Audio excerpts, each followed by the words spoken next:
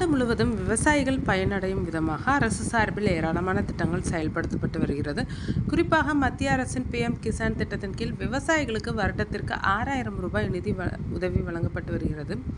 இந்த தொகை 2,000 ரூபாய் வீதம் 3 தவணைகளாக விவசாயிகளின் வங்கிக் கணக்கில் வரவு வைக்கப்படுகிறது. இதனால் ஏராளமான விவசாயிகள் பயனடைந்து வரும் நிலையில் தமிழக அரசு தற்போது விவசாயிகளுக்கு மகிழ்ச்சியான செய்தியை வெளியிட்டுள்ளது.